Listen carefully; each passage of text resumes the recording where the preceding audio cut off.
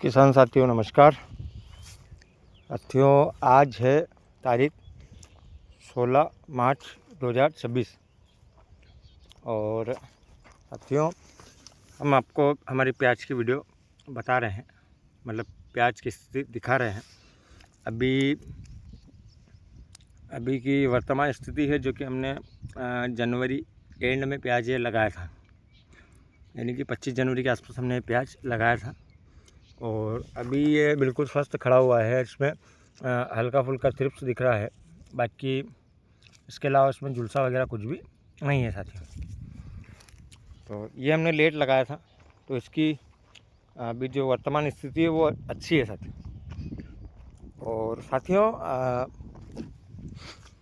इस साल प्याज जो है वो हमने पिछले वीडियो में भी बताया कि जिसने जल्दी लगाया है, यानी कि दिसंबर में अंत में दिसंबर में और 20 जनवरी पहले जिन्होंने प्याज लगाया है वो उनकी स्थिति बहुत ही दयनीय है साथियों, क्योंकि उनमें झुलसा लग गया है और कहीं ना कहीं थ्रिप्स का अटैक हुआ, वायरस का अटैक हुआ, यानी कि 3-4 प्रकार से उसमें अटैक हुआ, तो वो फसल लगभग ख़राब हो चुकी है।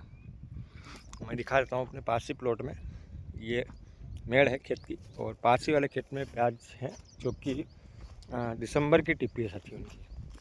और इनमें कई अच्छी साइजें बन गई है, बाकी कई कुछ इस प्रकार से प्याज ये है साथियों। अभी इनमें इस प्रकार से साइजें बन गई है क्योंकि ये दिसंबर की भी नहीं, इससे पहले की टिप्पी है साथियों। नवंबर की टिप्पी आप मान सकते हैं। एग्जैक्ट हमें याद नहीं है कि कब लगाया था, बाकी आप नवंबर की ट्रांसप्लांट इसको मान सकते हैं। इसमें कुछ साइजें इस प्रकार से बनी है साथियों, और ये डोरी की भी है, बीच की भी दिखा देता हूँ मैं आपको। बीच में जो साइजें बनी है वो भी दिखा देता हूँ साथियों। ये क्यारे के बीच में कुछ अच्छी खासी साइजें इसमें बन गई है। और यहाँ पर उधर जो हमने प्याज लगाई है, ये प्याज की जगह प्याज है हमारी, यानी कि यहाँ पर प्याज थी और हमने 0 to 100 डेज की सीरीज़ बनाई थी प्याज की। अगर वो आपने नहीं देखी हो तो आप देख सकते हैं। तो ये पूरा एरिया जो आपको दिख रहा है काला काला, इसमें पूरे में प्याज थी साथियों। ऊपर हमारा टमाटर है, तो प्याज की जगह प्याज लगाई है साथियों। और अभी इसकी स्थिति अच्छी है, बढ़िया है। इसमें थ्रिप्स का अटैक है थोड़ा बहुत, बाकी इसके अलावा कोई इसमें दूसरी समस्या नहीं है साथियों। झुलसा वगैरह की समस्या इसमें नहीं है, वायरस वगैरह का अटैक इसमें नहीं है। तो साथियों आज जो मेन इसका थंबनेल था हमारे वीडियो का कि एनसीसीएफ और नेफेड ने किसानों को क्या एनसीसीएफ नेफेड किसानों को बर्बाद कर रहा है। तो साथियों हम क्लियर कर देते हैं कि ये बात बिल्कुल सही है कि 2025-26 में किसानों को नेफेड एनसीसीएफ ने एक तरीके से बर्बाद ही कर दिया है, क्योंकि जो प्याज उन्होंने ख़रीदा था उस समय निकाला, ऐसे समय निकाला जब किसानों का प्याज निकल रहा था, यानी कि मार्केट में उस समय भेजा जब किसानों का प्याज अधिक मात्राओं में मार्केट में आ रहा था। और कहीं ना कहीं वो मार्केट जो मेन सेंटर हैं, दिल्ली चंडीगढ़ हो गया, या फिर इधर अपना हैदराबाद, दिल्ली, मुंबई, अहमदाबाद वगैरह जो बड़ी सिटियां हैं, मेट्रो सिटीज़ हैं, Tier 1 सिटी हैं, उनमें उन्होंने प्याज भेजा साथियों अपना। जो सरकार की संस्था है एनसीसीएफ और नेफेड, उन्होंने अपना प्याज उस समय भेजा जब थोड़ा हल्का फुल्का रेट बढ़ने लगा और उन्होंने अपना प्याज निकाला। और प्याज निकाला तो कहीं ना कहीं जो प्याज के किसान हैं उनको डायरेक्ट नुकसान हुआ, क्योंकि किसानों का प्याज उस समय मार्केट में आ रहा था, उस समय थोड़ा रेट बढ़ने लगा था, इस वजह से अच्छा खासा उम्मीद किसानों को जगी थी। बाकी सेंटरों पर एनसीसीएफ और नेफेड ने अपना प्याज बेचकर एक तरीके से किसानों का गला काटने का काम किया था। और अभी भी सुनने में आया है कि एनसीसीएफ और नेफेड 5 लाख मीट्रिक टन का प्याज की खरीद करने वाली है, जो कि महाराष्ट्र से होगी और एमपी से भी हो सकती है साथियों। तो कहीं ना कहीं साथियों जो ये भारत सरकार की संस्था है, किसानों के हित में तो नहीं, किसानों के खिलाफ़ काम कर रही है। कहने का मतलब ये है कि अभी जैसे कि महाराष्ट्र से प्याज खरीदा जाता है, अभी अगर एनसीसीएफ और नेफेड अगर महाराष्ट्र से प्याज खरीदती है तो उसमें जो मरण होगा वो एमपी के, गुजरात के और राजस्थान के और अन्य जिन राज्यों में प्याज उत्पादन होता है उन किसानों का मरण होगा साथियों। क्योंकि हम एमपी से हैं और एमपी में काफ़ी मतलब हमारे एरिया में काफ़ी ज़्यादा प्याज का उत्पादन होता है और A1 क्वालिटी का प्याज का उत्पादन होता है साथियों। महाराष्ट्र के जो नासिक ज़िले में प्याज होता है उसको GI टैग मिला हुआ है, उसके टक्कर का प्याज हमारे यहाँ पर मतलब उससे अच्छा भी आप बोल सकते हैं कि उससे अच्छा भी प्याज हमारे यहाँ पर होता है, उत्पादन प्याज का होता है और A1 क्वालिटी निकलती है साथियों हमारे यहाँ पर।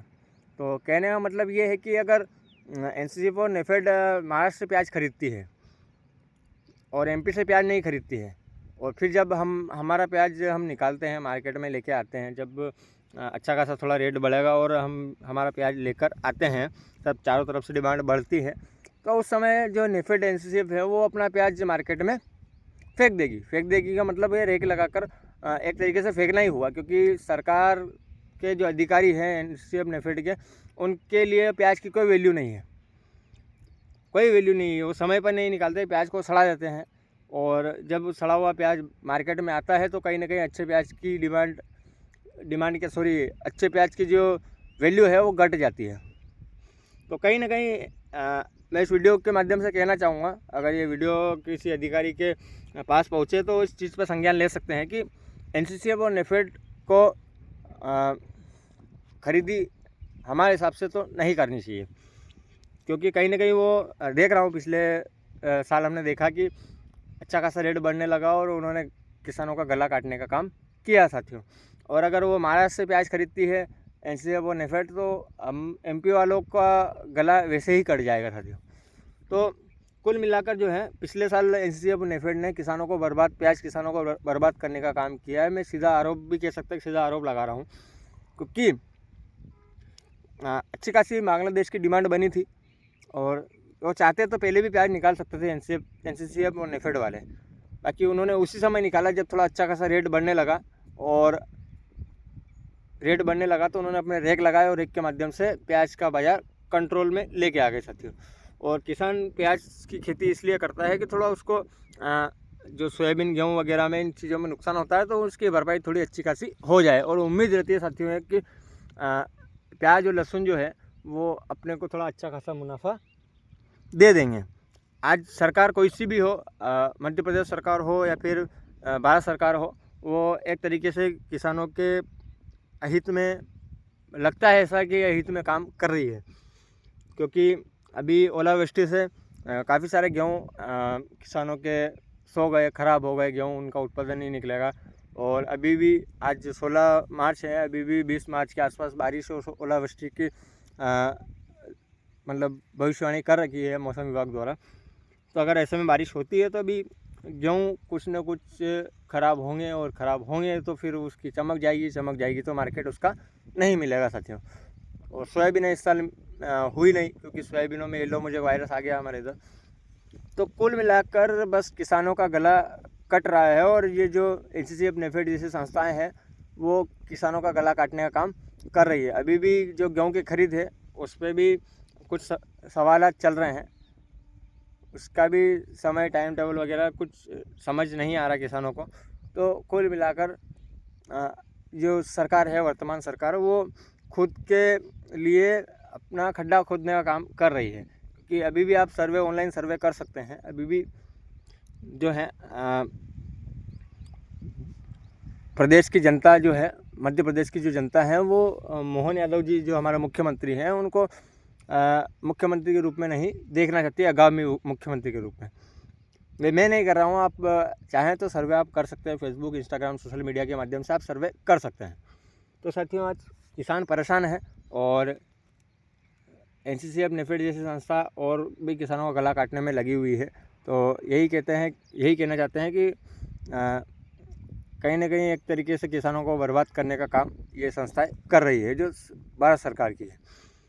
तो साथियों अपना विशेष ध्यान रखें और फसल का भी विशेष ध्यान रखें, क्योंकि इस साल प्याज में बहुत दयनीय स्थिति है, ख़राब स्थिति है। आने वाले समय में प्याज का उत्पादन नहीं निकलेगा। ये हमारे थोड़े से एरिया में मतलब 1/4 एकड़ में, 1/4 एकड़ में, यानी कि आधे एकड़ के आधे में हमने प्याज लगाई है। बाकी हमारे साथ की प्याज बहुत कम किसानों के पास में है, और अभी भी इसमें भविष्य में कुछ कह नहीं सकते कि इसका उत्पादन निकलेगा कि नहीं निकलेगा। बाकी 80% प्याज किसानों की ख़राब हो गई है। तो साथियों, ये स्थिति है अभी की वर्तमान।